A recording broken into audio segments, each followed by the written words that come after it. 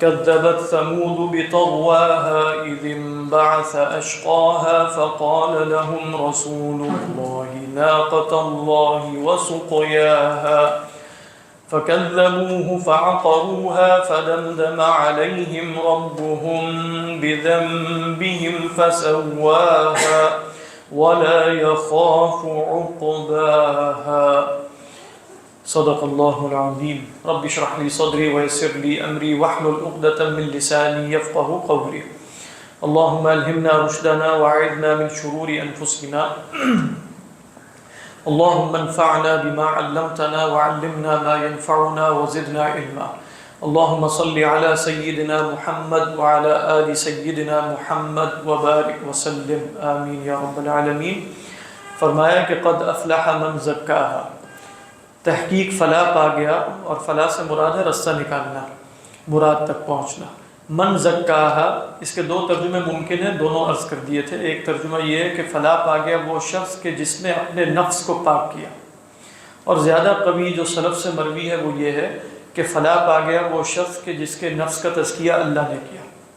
زکا میں جو ضمیر جا ہے مستتر، وہ اللہ کی طرف، لفظ جلالہ کی طرف لوٹ رہی ہے، اور یہ زیادہ قوی بات ہے۔ کیوں زیادہ قوی بات ہے؟ اس لیے کہ قرآن مجید کی دوسری نصوص اس کے موافق ہیں۔ آپ دیکھیں جگہ جگہ پر بل اللہ یزکی من یشاء، الم تر الی الذین یزکون انفسهم بل اللہ یزکی من یشاء ولولا فضل اللہ علیکم ورحمتہ ما زکا منکم من احد ابدا ولکن اللہ یزکی من یشاء۔ تو کہیں بھی قرآن مجید میں تزکیہ کا فعل انسان کی طرف نہیں ہے، ہاں احتمال صرف ادھر ہے۔ کہاں ہے احتمال؟ انسان سے مراد خود اپنی ذات، اللہ کے رسول کی طرف تو ہے، صرف یہاں احتمال تھا نا۔ تو اس احتمال میں سے کون سا احتمال قوی ہونا چاہیے؟ جو باقی نصوص کے موافق ہوگا، یعنی قرآن کو سمجھنے کا طریقہ یہی ہے۔ تو باقی نصوص کے موافق بات یہ ہے کہ یہاں ضمیر لفظ جلالہ کی طرف لوٹتی ہو۔ قد افلح من زکاہ اللہ، یعنی یوں بنے گا قد افلح من زکاہ اللہ، اس کا تزکیہ اللہ نے کیا۔ انسان کی طرف جو نسبت کی گئی ہے تزکیہ کی، وہ کیا ہے؟ وہ باب تفاعل ہے۔ قد افلح من تزکا وذکر اسم ربہ فصلی، اسی طرح فرمایا کہ وذالک جزاء من تزکا ومن یتزکا فانما یتزکا لنفسہ۔ آپ دیکھ رہے ہیں تو تزکی کا لفظ آیا، نہ کہ تزکیے کا لفظ آیا۔ فرق کیا دونوں میں؟ وہ میں نے عرض کیا تھا، فرق یہ ہے کہ تزکیے میں فاعل کوئی اور ہوتا، یعنی تزکیے میں فاعل، اگر میں کہوں انا ازکی نفسی، اس کا مطلب ہے میں خود فاعل ہوں تزکیے کا، اور اگر میں کہوں کہ انا اتزکا، اس کا مطلب ہے میں کسی اور کے فعل کا مفعول ہوں۔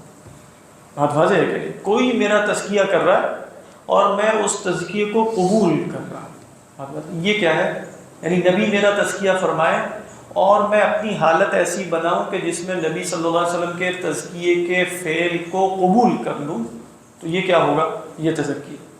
بات سمجھ میں آ رہی ہے کہ نہیں؟ تو یہ اس پر غور کرنا چاہیے کہ قرآن مجید میں اس طریقے پر تزکیے کا فعل ہے۔ بل جہاں تک تعلق ہے کہ اپنا تزکیہ کرنا، وہ تو ہمیشہ نیگیٹو میں آیا نا، الم تر الی الذین یزکون انفسهم، اسی طرح فرمایا فلا تزکوا انفسکم هو اعلم بمن اتقى واللہ اعلم وقد خواب من دساہا۔ دیکھیں یہاں سے معلوم ہو گیا، یعنی اگر قرآن مجید میں اس طرح کا اسلوب آئے نا، جس میں ابھی اگلی صورت میں بھی آئے گا، وہ بھی بہت خوبصورت ہے۔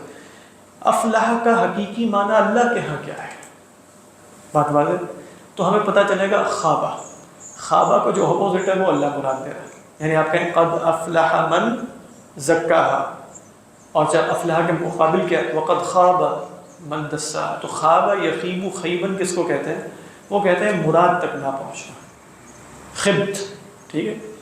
تو اللہ کے رسول نے فرمایا نا ذوالخویسرہ سے، جو خوارج کا سربراہ تھا، اس نے آ کر کہا کہ یا محمد صلی اللہ علیہ وسلم اعدل فإنک لم تعدل، تو آپ نے فرمایا خبت وخسرت، نامراد ہوا تم اور خسارہ پایا تم نے، ان لم اعدل۔ تو یہی لفظ وقد خواب، اور مراد تک نہیں پہنچے گا۔ تو المفلح الذی وصل الی مرادہ، والخائب اس سے اسم الفاعل بنتا ہے خائب، والخائب من لم یصل الی مرادہ۔ ہاں دیکھیں شقی یشقا کا جو لفظ ہے نا، وہ آتا ہے سعید یسعد کے مقابلے میں، یعنی اس کا اپوزٹ کیا ہے؟ اور وہ بھی آپ نے خوب یاد کروایا کہ اللہ نے جیسے جہاں سعادت کا لفظ استعمال کیا اس کے مقابلے میں کیا لفظ استعمال کیا؟ فَأَمَّا الَّذِينَ شَقُوا فَفِي النَّارِ لَهُمْ فِيهَا زَفِيرٌ وَشَهِيقٌ۔ سعادت کا مطلب ہوتا ہے ایک تو ہے نا مراد تک پہنچنا، جو آپ کی مراد ہے وہ سعادت ہے، یعنی فی ایک ہے کہ ہو سکتا ہے میری مراد کچھ بھی ہو، لیکن حقیقی انسان کی مراد سعادت تک پہنچنا ہے، وہ حقیقی خوشی ہے، وہ حقیقی فیلسٹی۔ آپ نے ایک دفعہ صاحب نے بتایا تھا، یہ جو لفظ یہ جو معنی ہے یہ سعادت کا معنی ہے۔ اس کے برعکس کیا ہے؟ وہ شقاوت ہے، فَأَمَّا الَّذِينَ شَقُوا۔ لیکن فلاح کے اندر اصلاً رستہ نکالنے کا مطلب ہے میری سعادت ایک ہے، میں اس تک پہنچ رہا ہوں کہ نہیں پہنچ رہا، یہ فلاح ہے۔ اس لیے فلاح کس کو کہتے ہیں؟ فلاح کسان کو کہتے ہیں، بات واضح ہے۔ تو کسان کی آپ کہیں مراد ہے کیا؟ فصل یا دانہ، اور کسان کا یہ جو عمل ہے یہ کیا ہے؟ یہ فلاحی کا عمل ہے۔ تو قد افلح یعنی وصل، آپ کہہ سکتے ہیں وصل الی سعادتہ من زکاہا، اور قد خاب من دساہا لم یصل الی سعادتہ بل صار شقیا من دساہ اللہ۔ سمجھ میں آ رہی ہے بات؟ تزکیہ اللہ سبحانہ وتعالیٰ کا فعل ہے، اور آپ صلی اللہ علیہ وسلم بھی تزکیہ کرتے ہیں، نبی بھی مزکی ہیں، اللہ بھی مزکی ہیں، ایسے تو اس کو تھوڑا ذرا وہ فرق بیان کرتے ہیں۔ ہاں، اصل میں ظاہری بات ہے حقیقی مزکی تو اللہ تعالیٰ ہی ہے، یعنی اللہ کے کرنے سے ہی ہوتا ہے، حقیقی فاعل اللہ تعالیٰ ہے۔ لیکن جیسے اللہ کے رسول صلی اللہ علیہ وسلم کے کچھ فرائض بیان کیے گئے، تو آپ دنیا میں تشریف لائے ہیں مثلا، تو دنیا میں آپ تشریف لائیں تو آپ کیا کرنے کے لیے آئے؟ تو فرمایا کہ وہ ہے کہ یتلو علیہم آیاتہ ویزکیہم ویعلمہم الکتاب والحکمہ۔ تو اب حقیقی تعلیم، اللہ کے رسول ہمیں تعلیم دے رہے ہیں، لیکن حقیقی معلم جس کے کرنے سے ہمارے دل میں علم پیدا ہوگا وہ تو اللہ ہی ہے، تو حقیقتاً مزکی اللہ ہے۔ لیکن جس طرح اللہ تعالیٰ اپنے باقی افعال میں ظاہری اسباب اختیار کرتا ہے، حالانکہ وہ اسباب حقیقی نہیں ہوتے، اسی طرح اللہ تعالیٰ کا جو تزکیہ ہے اس میں ظاہری سبب اللہ کے رسول ہیں صلی اللہ علیہ وسلم، لہذا وہ مزکی۔ صحیح۔ اور اسی طرح آپ کوئی شیخ ہوگا اور وہ بھی تزکیہ کرے گا، وہ بھی مجازی معنی میں ہوگا، مجازی معنی میں ہوگا، یعنی حقیقتاً مزکی اللہ کے سوا کوئی بھی نہیں ہے۔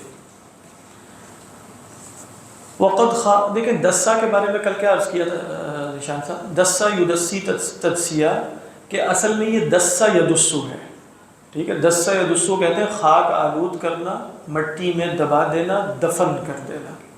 تو یہاں ترجمہ بنے گا نامراد ہوا وہ شخص کہ جس کے نفس کو خاک آلود کر دیا، دبا دیا، برباد کر دیا، تباہ کر دیا اللہ تعالیٰ نے، یا دوسرا ترجمہ کیا ہوگا؟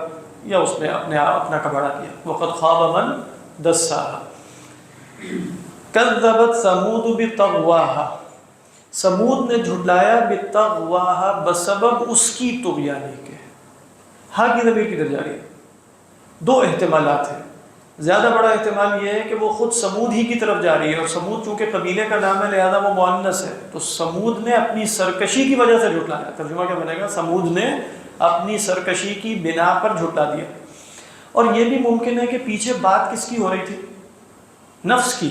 وَنَفْسٍ وَمَا سَوَّاهَا فَأَلْهَمَهَا فُجُورَهَا وَتَقْوَاهَا قَدْ أَفْلَحَ مَنْ زَكَّاهَا وَقَدْ خَابَ مَنْ دَسَّاهَا كَذَّبَتْ ثَمُودُ بِالتَّقْوَىٰ۔ اسی نفس کی سرکشی کی وجہ سے، یعنی یہ جو نفس ہے جس کا تزکیہ بھی ہو سکتا ہے، جس کا تدسیہ بھی ہو سکتا ہے، اسی نفس کی سرکشی کے سبب سے سمود نے جھٹلایا، یہ بھی ممکن۔ لیکن زیادہ قوی رائے کیا ہے؟ زیادہ قوی رائے یہ ہے کہ یہاں ہا کی ضمیر سمود کی طرف جا رہی ہے۔ اس کی وجہ یہ ہے کہ آگے جو کچھ ضمائر جا رہی ہیں نا، ان کو نفس کی طرف لوٹانا مشکل ہو جاتا ہے۔ جیسے مثال کے طور پہ اِذِ انبعث أَشْقَاهَا، جب اٹھا کھڑا ہوا اس کا سب سے بڑا شقی۔ کس کا؟ سمود کا۔ سمود کی قوم میں جو سب سے بڑا بدبخت انسان تھا، شقی انسان تھا، وہ کھڑا ہو گیا۔ تو اب یہاں ہا کی ضمیر مشکل ہے کہ آپ کہیں نفس کا جو سب سے بڑا خبیث انسان ہے، مشکل ہو جاتا ہے تھوڑا۔ تو اِذِ انبعث أَشْقَاهَا فَقَالَ لَهُمْ رَسُولُ اللَّهِ نَاقَةَ اللَّهِ وَسُقْيَاهَا، تو کہا ان سے اللہ کے رسول نے، اور اللہ کے رسول سے مراد صالح علیہ السلام ہے، ناقۃ اللہ۔ ناقۃ اللہ جو منصوب ہے، یہ منصوب کیوں ہے؟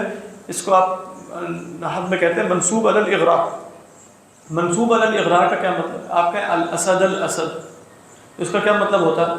شیر سے بچو، شیر سے بچو۔ اور کبھی آپ کسی شے کو لازم کرنے کے لیے کیا کہتے ہیں؟ الجد الجد الجد۔ آپ کسی طالب علم کو دیکھیں کہ بھئی وہ ہنسی مذاق میں اپنا وقت ضائع کیے چلے جا رہے ہیں، تو آپ کہیں گے الجد الجد، سنجیدگی کو لازم پکڑو، سنجیدگی کو لازم پکڑو۔ تو یہاں گویا اغراء کا مطلب یہ ہے کہ اس سے پہلے ایک فعل محذوف ہوتا ہے، وہ جو بھی سیاق کے اعتبار سے آپ نکال لیں تو ہوگا کوئی ناقۃ اللہ کا مطلب ہوگا خیال رکھو اللہ کی اونٹنی کا۔ قال لهم رسول اللہ، کیا کرو؟ الزموا ناقۃ اللہ، اہتموا بناقۃ اللہ، خیال کرو اس کا اللہ کی اونٹنی کا بھی، وسقیاھا، اس کا عطف بھی کس پر ہے؟ ناقہ پر۔ اونٹنی کو بھی ضرر نہ پہنچاؤ اور اس کے پانی کا خیال بھی رکھو۔ لہا شرب ولکم شرب یوم معلوم، جو ہم پڑھ چکے 29ویں سپارے میں، بلکہ 29ویں میں نہیں، پیچھے 27ویں سپارے میں۔ تو فرمایا کہ بھئی خیال کرنا اس اونٹنی کا اور اس کے پانی پلانے کا۔ فَكَذَّبُوهُ فَعَقَرُوهَا، تو جھٹلا دیا انہوں نے اسے، فَعَقَرُوهَا، تو پس کاٹ، دیکھیں عقر یعقرو کہتے ہیں، اور یعقرو بھی کاٹنے کو، بات والا۔ اسی سے بھی ہم پڑھیں گے شاید تفسیر بزاوی میں، وہاں بھی لفظ آئے گا عاقر کا۔ تو عاقر جو ہے وہ بانجھ کو بھی کہہ دیا جاتا ہے، اس لیے کہ وہ بھی ذو عقر ہے، وہاں عاقر سے مراد فاعل سے مراد نسبت ہوتی ہے، وہ میں عرض کروں گا جب وہاں پہنچیں گے۔ تو عاقر کون ہے؟ جو جس کی اولاد کٹی ہوئی ہے، اس کی اولاد نہیں، وہ عاقر۔ تو عقر یعقر کا لغوی مطلب کیا؟ کاٹنا۔ فَكَذَّبُوهُ فَعَقَرُوهَا، لہذا ترجمہ کیا جاتا ہے ذبح کر دیا، قتل کر دیا، جو بھی آپ ترجمہ کریں، لیکن یہاں مراد کاٹنا ہے۔ فَدَمْدَمَ عَلَيْهِمْ رَبُّهُمْ بِذَنبِهِمْ فَسَوَّاهَا، دیکھیے جو دمدمہ ہے نا، دمدم، تو یہ ان افعال میں سے ہے کہ جن کے حروف اصلیہ کو ریپیٹ کیا جاتا ہے تو معنی میں شدت پیدا ہو جاتی ہے۔ جیسے مثال کے طور پہ کب یا کبو، اس کا مطلب ہوتا ہے اوندے منہ ڈالنا، لیکن اگر آپ کہہ دیں کب کبا، اس کو فعللہ میں لے جائیں تو اس کے معنی میں مبالغہ پیدا ہو جائے گا۔ اسی طرح دمہ یا دمو کا مطلب ہوتا ہے قبر کو برابر کرنا، یعنی کسی کو ڈال دیا جائے قبر میں اور پھر اس کے اوپر مٹی برابر کر دی جائے تو کیا کہا جائے گا؟ دم القبر۔ یہی معنی استعمال ہوتا ہے مبالغے کے ساتھ، دم دم علیہ القبر، دم دم علیہ القبر، دم دم علیہ القبر کا مطلب ہے اس پر مٹی ڈال کے زمین ہموار کر دی۔ تو فدم دم علیہم کا مطلب ہے کہ اللہ نے ان کو، کیا ترجمہ ہے آپ کے؟ تباہی ڈال دی۔ لیکن بات سمجھ میں آ رہی ہے نا، تباہی ایسے ڈالنا کہ جیسے نظروں سے اوجھل کر دینا، بالکل ملیاں میٹ کر دینا، نیست و نابود کر دینا۔ لہذا فرمایا فَدَمْدَمَ عَلَيْهِمْ رَبُّهُمْ بِذَنبِهِمْ فَسَوَّاهَا۔ اب ہا کی ضمیر سمود کی طرف بھی جا سکتی ہے، ہا کی ضمیر سمود کی بستی کی طرف بھی جا سکتی ہے، تو اس بستی کو بالکل برابر کر دیا، سوا یسوی، تسویہ زمین سے لگا دیا۔ اور یہ دمدمہ کا لازمی مفہوم ہے، جو بھی میں نے عرض کیا دمدمہ کے لفظ کے اندر یہ مفہوم شامل ہے کہ اس میں تسویہ ہوتا ہے۔ تو فدمدم علیہم ربہم، تو یہ فا تفسیری کا ہے، یعنی جب اللہ نے دمدمہ کیا تو اس پر کیا شے مترتب ہوئی؟ فسواہا، یہی ہونا چاہیے تھا نا، کیونکہ دمدمہ کا مفہوم ہی ہے، تو ان کو برابر کر دیا۔ کیا ترجمہ؟ برابر ملیا میٹ کر دیا، پھر برابر بریکٹ میں ملیا میٹ، ٹھیک ہے، وہی مراد۔ ولا یخاف عقباها، اور اللہ کو اس کے عقبہ کا اندیشہ نہیں ہے۔ کس کے عقبہ کا؟ یعنی اللہ نے جو اس بستی کے ساتھ کیا، اس کو تباہ و برباد کر دیا، تو انسان کو اپنے افعال کے نتائج کے اندیشے ہوتے ہیں۔ تو فرمایا اللہ کو اپنے فعل کے نتائج کا کوئی اندیشہ نہیں ہوتا کہ بھئی کوئی آ کر اللہ سے باز پرس کرے گا۔ یہی اس آیت کا قوی مفہوم ہے۔